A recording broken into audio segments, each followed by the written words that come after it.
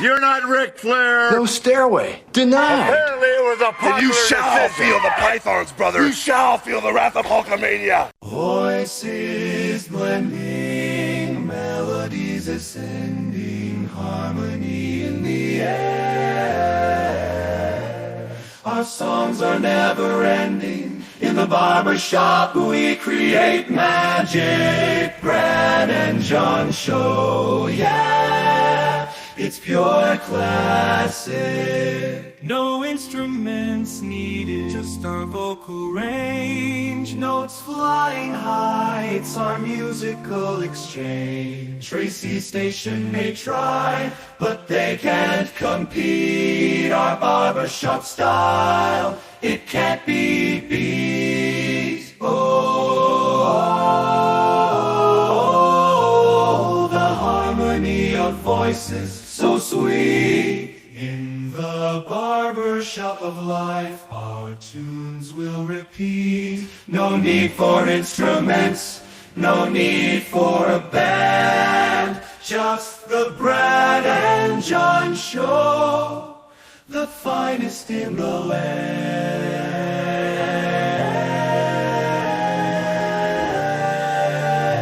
John, you know what it means when we hear the Barbershop Boys? You know what that means, John? You're so happy it's Tuesday? No. Are you, thank goodness it's Monday? No. What does it mean, Brad? It means it's Friday, John. Friday. And it's a special edition of the Brad and John Show. Why is it a special edition, John? Because it is the last Friday of the summer before you go back to Twillman Elementary School. And you're going to celebrate, Brad? You're going to go, your friend lives over off of Fair Meadows. You're going to ride your bike over there. You're going to have the last sleepover of the summer. Can I tell you something? Please do. As a kid, I never did sleepovers. Really? Why is that? Well, I don't know. Is it because you wet the bed? No. It was because, is it the same reason why you don't stay over with your lady friends now? It was because of my flatulence. That's what it was. That was the reason. Wow. Okay. Right. And now you self-flagellate, which is a completely different thing. Right. No, I never did any sleepovers as a kid. I really did. And I mean, I had friends of mine. Matter of fact, I've told the story about my friend Craig Leaker, who was, the overweight, out of shape guy who ultimately became a Green Beret and became like a colonel in the Green Beret, which was an interesting story. And his father, who was a World War II bomber pilot, or not a pilot, a navigator, flew B-17s, had shrapnel in his leg, walked with a limp, and drove a Volkswagen, which I always thought was interesting because of the fact that, you know what the Volkswagens were? You know what Volkswagen in German means? It means, boy, I'm tempted to say something, but I would be called an anti-Zionist. What does it mean, Brad? People's car. And that the Volks, I never knew that, Brad. Yeah, Volks is like folks or people, and wagon is car. And that was the thing with Hitler when he came. See, this is the interesting thing, because people are saying, like, Trump's like Hitler. Okay, when Hitler started ascending the power, he promised people things. And one of the things he promised was, at that point in time, remember, Germany was beat the daylights out of World War I, and they went through a tremendous depression and things like that. Nobody had any money. Remember the story about people going to the bakery with a wheelbarrow full of money, German Deutschmarks, wherever they were at the time, and they couldn't buy a loaf of bread because inflation was crazy. He promised everybody a people's car, a Volkswagen. Everybody got a car, but they didn't. And you know who designed the Volkswagen, John? You know who designed it? Let me guess. It was your friend from the Country Club Car Wash. Mr. Porsche. Oh, I know, Dr. Camille Winter. No, Mr. Porsche. Did you know that? No, I didn't know that. Yes, he designed. So when people are now driving around in Porsches, they are essentially working or buying a car that was originated with the guy who was part of the Third Reich and was a Nazi. So I think we should definitely organize a boycott, Brad. It would be like the subject of story number 3 once we get to it. So if you see Jasmine Crockett out there in a Porsche, you go, oh, look at her. She's a Nazi, right? That's what we could say, right? She'd be driving a Nissan Altima. It's what her people drive. Yeah, right. That's not what she's driving. Okay, we got to get right to it. But first, we have to do, before what do we have to do? We have to essentially introduce John Combest, and here he is. Time for the John Combest Top Every single day of his life, John puts together this incredible list of important stuff that you should know about that's going on in the state of Missouri. It's sort of like the Drudge Report, but just for Missouri. And what we do is we start the show off in A block. And by the way, to give the date today is August 15th, 2025. A block, which means we start a little bit after 7 o'clock. We start the show off with John giving his top three. And we bring in this guy. Your name, sir? I'm Casey Kasem. Hold on a minute. What's going on? Oh, man, we got more buttons to push again. Here, okay, one more time. Your name, sir? I'm Casey Kasem. And you start with? In third place.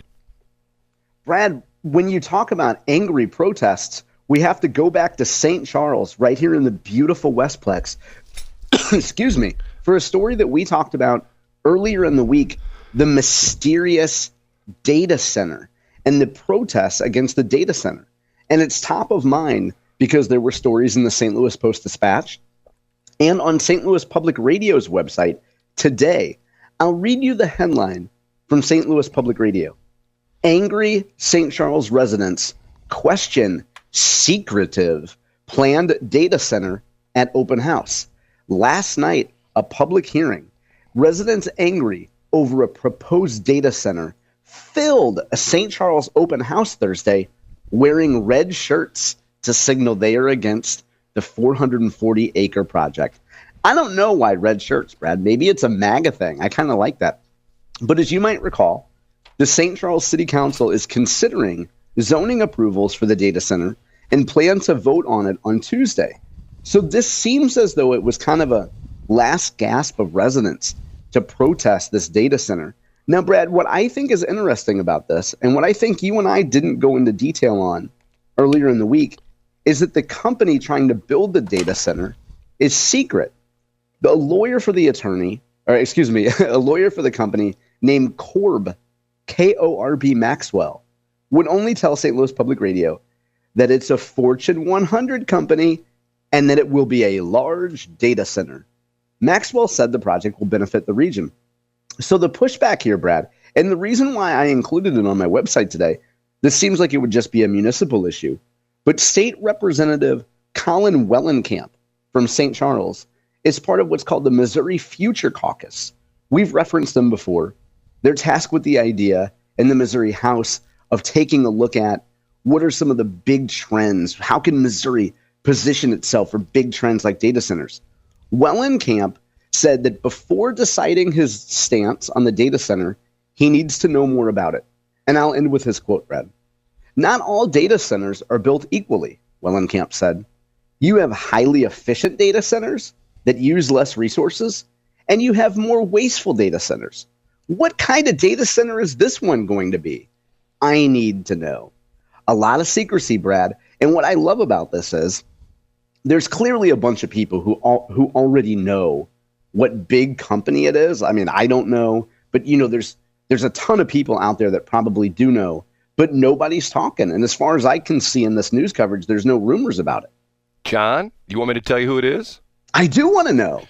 Well, I don't know if you know this or not, but the In-N-Out burger chain is expanding all over the country, and they need data processing. So it's the In-N-Out Data Processing Center.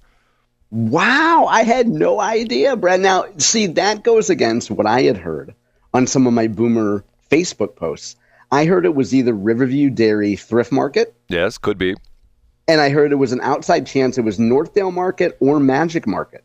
But it was definitely going to be a Spanish Lake or Riverview area market that was going to put a data center out there. Well, John, what's interesting about it is the property was purchased by a guy who started out relatively small and now has a worldwide business of hair care products.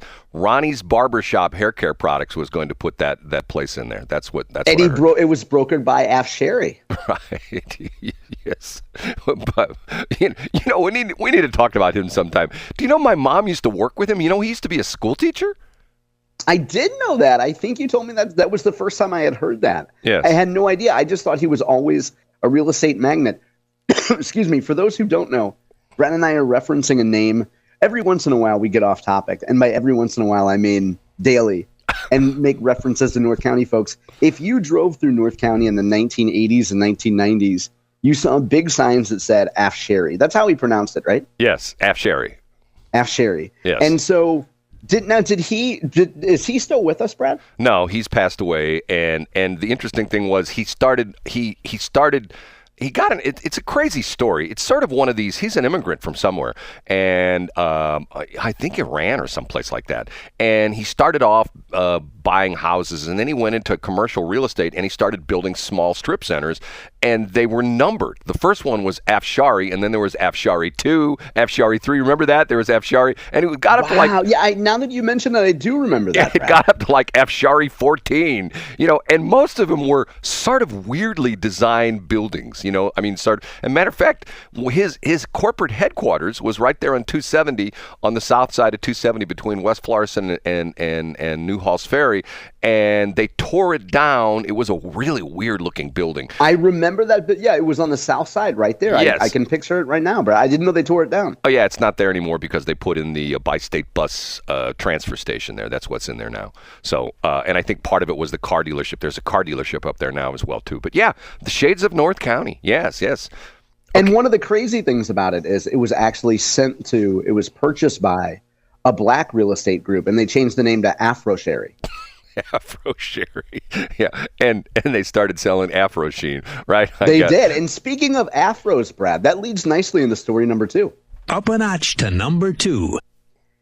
If there's one thing that Republicans and Democrats can agree on, it's that tornado damage must be recovered, Brad. We must come together after a tornado. We must come together like it's 9/11 and hold hands on the Capitol steps and sing together. And if there's two things that Republicans and Democrats can agree on, it's that St. Louis City is not qualified, equipped, or competent enough to clean up after a tornado. Headline, once again from St. Louis Public Radio. St. Louis wants the Army Corps to take over tornado debris removal.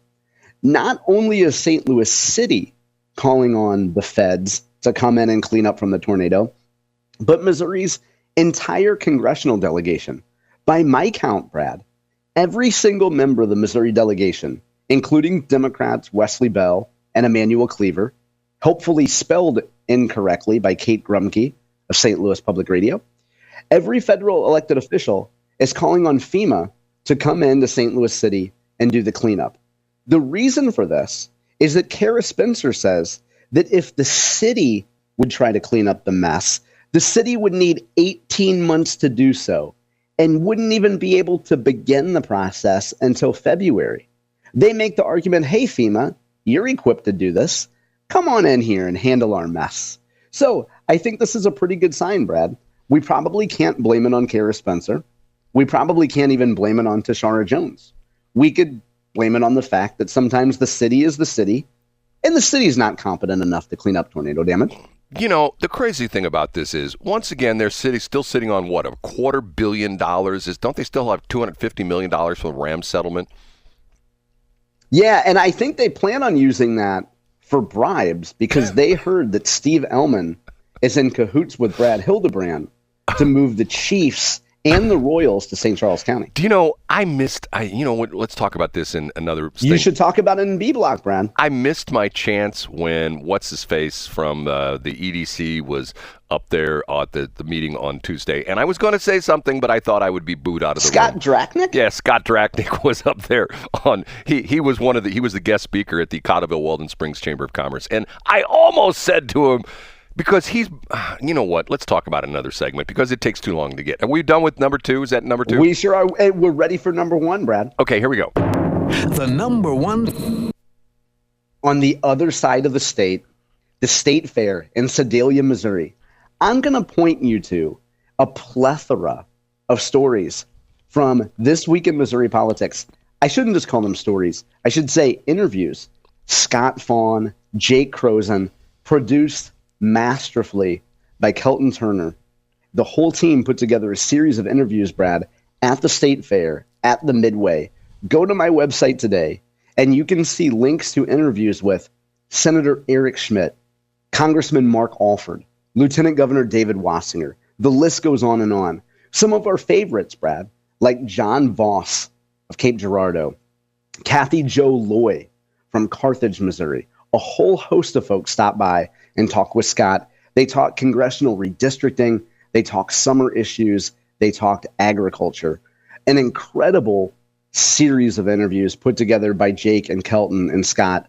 Go to it today, Brad. And the ham breakfast was yesterday. And I think unofficially, Brad, we could celebrate the 1-year anniversary of the very, can we say, heated and passionate face-to-face conflict between Josh Hawley and Lucas Kuntz. Remember that one last year, Brad? Yeah, and wasn't it Josh Hawley sliced Lucas Kuntz's face when he did like that karate kick and his pirate buckle went across Kuntz's face and slashed his... He did. Yeah, he actually did a crescent kick, right, followed by a jump spin heel kick. And then he hit Lucas Kuntz in the mouth so hard that Lucas forgot to do his fake, oh, yeah, they're just stripping Missouri for parts and selling them to D.C. John, is the butter cow back this year? No, it is not back this year. But unfortunately, if you go through other places of Missouri, like West County, you'll see a lot of butter faces. No. Yeah, the butter cow is back, Brad. Do they do a butter cow every year? Yeah. Oh, yeah. I think it's a staple of the state fair, Brad. Okay, John. And ever since now, they had to have security because you came in the 1970s and attempted to lick it. John, 2 questions. First off, why don't we broadcast live from the fair and we could have Ricky Schroeder and Dave Schatz and people like that come and talk with us on the air? Why don't we do that? Well, I think, first of all, it would require you, for the first time in the history of the show, to spend $1 on marketing. Okay, but do you think we would have all those high-level people come and talk to us? Well, you know what we could do? We could just kind of hang out outside of the area where Scott and Kelton and Jake are, and then we could say that we're doing a bootleg version of it.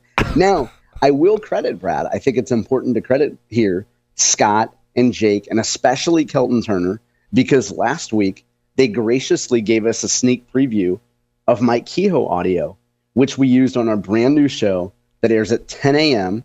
on Saturdays right here on Westplex Talk 104.5, The Farm Show.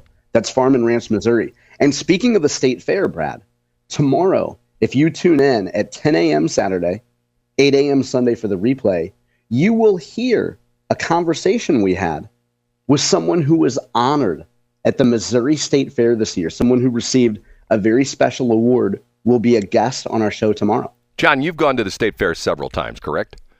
I've been there. I've only been there once, Brad. Oh, really? I thought you'd been there more with like the Monsanto thing, no? No. We didn't really have a presence at the state fair. Interesting. Okay. Did you enjoy it when you were there? Oh, yeah. I had a wonderful time. I went exactly 20 years ago. In 2005 was the year I went. Yeah. Was it nearly as good as the Washington Town and Country Fair? No, I've had a better time at the Washington Town and Country Fair. Really? And there were not as many Starbucks in Sedalia in 2005 to seek refuge from the rain as there are in Washington, Missouri. But yeah, I had a wonderful time at the state fair, Brad. Okay. Is it time for us to take a break? I think so, because we're going into a very special segment where I get to test my vocal chops and you get to play a little electronic techno music. And we're actually on time for a change. How's that? Is that hard to believe or what? Okay. Yeah, it very rarely happens, Brad. Maybe we could get a political cartoonist on and try to call him for a couple days before we finally get him. You didn't think he was interesting yesterday? I did. Okay, and remind me of, he said something which, and I sent you screenshots of my little interaction on the Boomer page that you made fun of. Okay, remind me to talk about that, okay? Yeah, please. Yeah, let's do it. C Block. Okay,